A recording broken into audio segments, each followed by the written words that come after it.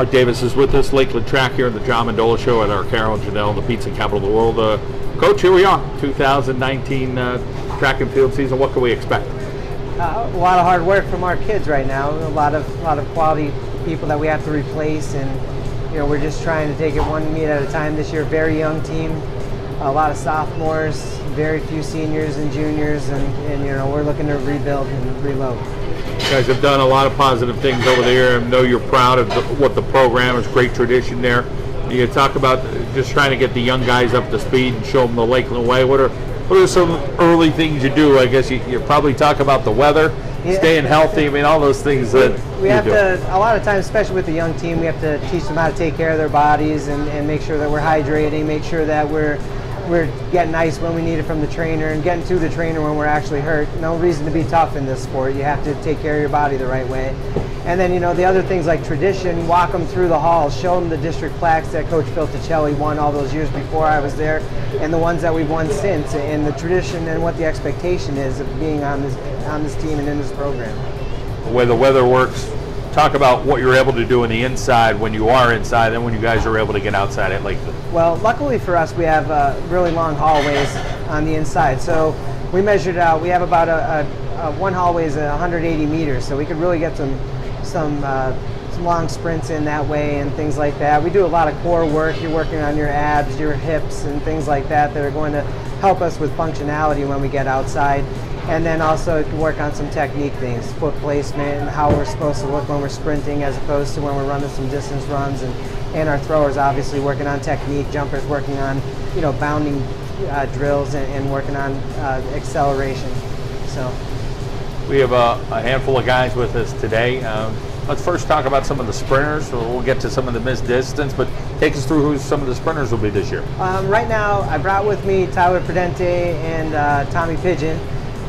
Tommy was a medalist in the 400 last year. He's one of the top returners this year. Hopefully he's going to continue to do well there. Tyler got hurt, unfortunately, right before districts, was unable to perform at districts, but had one of the best 100 FAT times last year coming in.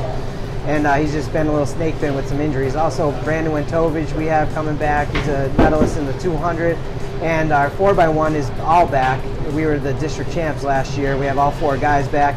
And with how deep we are in the sprints, we were able to move some of those guys out of the 4x1 to put them in more individual events. So we're very deep in the sprints, I feel, and just a lot of kids. We have 38 kids out this year. It's fantastic numbers for us. Awesome. How about any hurdlers? Hurdlers, we have 2 really great sophomores. One was the junior high champion for last year in the 110s and the 300s AA and the Ticelli championship meet that we have for junior high kids. And the other one was a point scorer at districts, made it to the finals as a sophomore, came in 7th last year. So we have 2 solid 110 hurdlers. They're both decent in 300s. They need to improve much more in that. And then another kid came back, John Anselmi, he's looking to help us out there. And James Lewis, one of the guys I brought today, transitioning from, because we're so deep, being able to transition from the 800 to the 300 hurdles gives us just another bullet in the gun to really go after it. Mid-distance guys. Mid-distance, we have 3 of the 4 legs of our 4x8 back from last year. They were 3rd place at districts.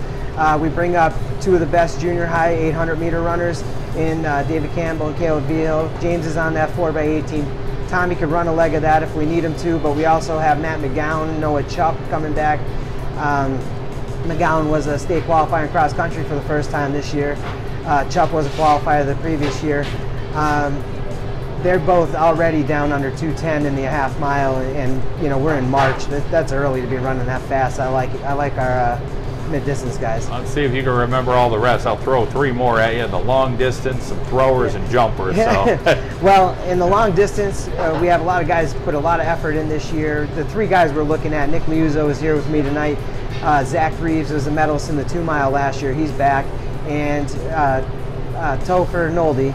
He's coming back. He's a sub 5-minute miler, and also right at the high 10s in the 2 mile. So another quality runner there to fill out our depth.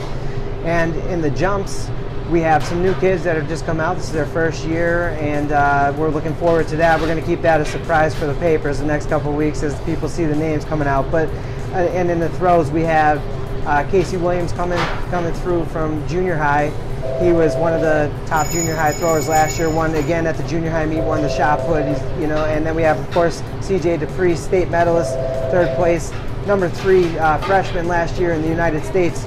So that's somebody to look up to there, and he could throw all 3 whenever you want him to and win all 3. Any pole vaulters? We do actually. We have 4 pole vaulters back this year. They all missed districts by 1 height last year. So I had 4 guys at 10 feet looking to get 10.6 this year. They're again putting in the time. They were actually at the track when I left today, still getting up in the air and getting ready to do that. So it's exciting. We're deep. Not a lot of big names, but a lot of quality kids. Coaching staff, as we'll wrap this up with another question. Coaching staff is a little difficult this year. We actually at Lakeland, they had to downsize the coaching staffs in many of the sports. So we did lose one from our our boys staff and one from our girls staff, which we worked together. So instead of having 8 coaches, we're down to 6. Luckily, one of those guys that had to leave is volunteering with us, and he's been there a few days a week. But a lot more on my own plate. I've been helping more with the throws. I work with the sprinters and the mid-distance guys. Jay Tichelli's working with distance and mid-distance. We're junior high and varsities all together. Ed Nanowitz working with the hurdlers. He helps out with pole vaults. And then we have Linda Stevens, Jimmy Perry working with the jumpers, and Carl Franz out in the throws there as well. So 6 quality coaches, but it's a lot more on our plates this year. So hopefully we get to the kids like they deserve, and we're able to give them quality coaching that will in turn turn into quality performances from them. You guys do a fantastic job at Lakeland with that track and field program. Art, always great to catch up with you. Look forward to talking to the guys. Have a super season. Thank you very much for having us tonight. Tyler Prudente joins us here on the John Mendola Show. We're talking Lakeland track and field. Tyler, let's talk a little bit about the event you're going to compete in this season. Well, we have the 100, which is the first event of the meet, and I feel like we have very good depth in that. I just ran 11.5, so I feel like going through the season, it's going to be, it's going to get better, but we have room to improve as a team in that event. And we got the 400, the 200, and the 4x4 that I'm going to be running. It's a packed meet, but it's going to require a lot of work and effort. And I don't know, it's going to be a lot of work. Always seems to be hard-nosed student athletes at Lakeland. When I think of Lakeland, the first thing I think about is just braving that wind and the weather at Lakeland as a track and field athlete. Talk about having that grit and knowing like, hey man, we're going to practice in the cold all the time. That's going to pay off in May. Yeah. Well, at Lakeland, the wind is just 10 times worse up there. It's always blowing. It could go any direction, and usually as a 100 runner, you always have a headwind. So you always have to adapt and be ready for that.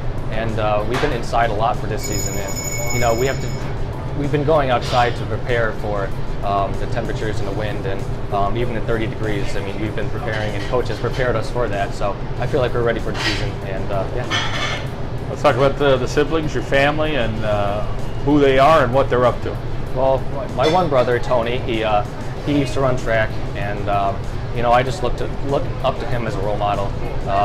He had so much success in high school and through college in track and field, and I watch videos of him running, and he just gives me all of his advice, and it truly helps with that. And my 2 sisters, Casey and Dana, they're running now too, and we're just an athlete family, and we always pick each other up and make each other go out and run and be active as much as possible. So I look up to my parents as well too. So just an athletic family, and couldn't be more happy with it. Let's talk about the role models in your life, who's kind of setting the boundaries for you, and you're achieving pretty well. Yeah, definitely my parents. They make sure that I treat people with respect, and I always looked up to them to how to act to people and how to treat people, and it just goes basically with everybody in my family, my grandma, my aunts and uncles, just everybody. I look up to all of them, so they are a big help. For you, the next step, let's talk about what you're thinking of doing, what you want to study. I'm thinking of going to Marywood for accounting. Unfortunately, I don't think I'm going to be doing any sports in college, but I'm going to try as much as possible to stay active and to stay healthy. So, going to accounting for Marywood, and looking forward to it. How about the fun hanging out with the teammates? I know, as a guys team, you're pretty close, but I know the girls are pretty talented at Lakeland too. I'm sure as a group you guys have some fun, and both coaching staffs kind of mesh together and help everybody out. Yeah. Well, as a team, we're like family. after meets we go out to eat, after practices we go out to eat. We're always bonding as a team, and we're always there for each other. I mean, even during the meets and the practices, when we're struggling and through workouts, we're always there for each other, and it really shows in the meets, and I hope it carries through the season, and yeah, that's the one aspect to a team that you need. All right, Tyler, great to catch up with you. Best of luck. Nick Liuzzo joins us here on the John Mendola Show. We're talking Lakeland track. Nick, let's talk about the events you're going to hit the track with this year. This year I'm going to be running mostly a mile and 2 mile for Lakeland, and just hope to run my best this year for those. Let's talk about the strategies and race, and not that we want to tell everybody your secret, but you know, obviously there's a pace that you have to do. Coach wants you to hit a certain mark. You have a preference on the mile or the 2 mile? Definitely a mile, because it's more that, okay, just go out and beat this guy for 1 mile, and you know, running 7 miles a day in practice, to translate that to only 1 mile is a lot easier than going 2 miles. So, talk about the transition from, you know, first starting out and running. You know, you get kids in junior high, like everybody wants to run the 100, nobody wants to run distance. At what point did you say, hey, this distance thing, this is going to work for me, I have the right body style or whatever?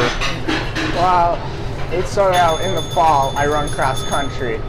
So after my first season in 7th grade, my coach told me see you in track, and I didn't think I was actually going to run it, but I ended up coming. He's like, okay, you're a distance runner just right out of the gate.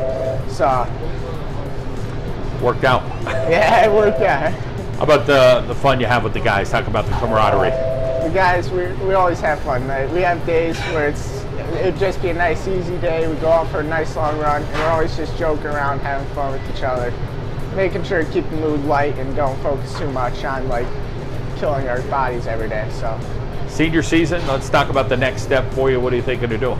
I'm planning on majoring in accounting and minoring in sports management at Keystone. So, not too far. That should be a nice experience for you. As far as goals for this year, do you think that you might be able to grab a little bit of hardware when districts comes? Is that a goal of yours? That's definitely a goal. I mean, I've been chasing that since I came up to varsity, so definitely want to try to get some hardware around the neck this year. So let's talk about the family.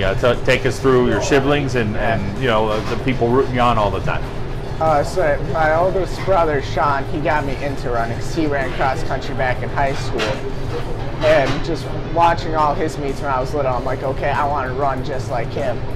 Then my second oldest brother, Steven, he was a thrower for Lakeland a few years back. And he won the district championship his year in senior year in discus.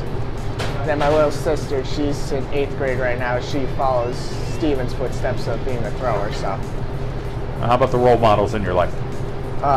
My grandpa would definitely have to be the #1 role model. If it weren't for him, I probably wouldn't even be running at this point. He really set me straight with it and told me, commit myself to this, I'm going to go far, and that's what happened. So, fond memories of your late grandfather pushing you along, and something you think about every time you're out there and go for a run? Every time I go for a run, he lived on the same street that I did, so I always run past his house, and I would just think, every run I do is for you. So, great to hear that personal story you have. We wish you the best this season, and go get some medal, all right? All right, thank you. Tommy Pigeon is with us here on the John Mendola Show from Lakeland. Tommy, first talk about the events and track for you. What events will you be competing in? I'll mainly be wherever coach puts me, primarily the 400 and 4x4 relay. You have a favorite? 400. Definitely my favorite race. Talk about having enough gas at the end. That's a full sprint, yeah. Tough event, no doubt about it.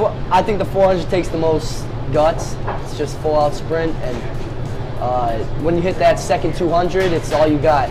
So, how about mentally gauging where you're at? You know, whether you're lane 1, lane 8, whatever, lane 4, you could be in the middle. It's tough. That never really bothered me because I came up and I've always been slower than the guys ahead of me because we primarily a 400 team. And this year I might be in like the 3 or 4 lane, so that never really bothered me. Let's talk about the camaraderie with this group of guys, how much fun you have with them. A lot of guys I've been playing with, football, other sports, basketball, and we go out to eat a lot, we hang out a lot, and we have a lot of classes in school together, so it's a great time, yeah. Couple brothers. So talk about your relationship with them. I got 2 brothers who graduated from Lakeland so far. Both ran track and played football. I got one younger than me who's on the team now. One's a state gold medalist in the 4x4, so that's a lot to look up to. The other one was an alternate. So pretty cool. So some good bloodlines, that's for sure.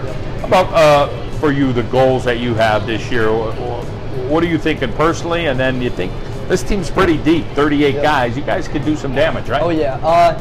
My goal is definitely to win districts as a team and compete at the next level at states.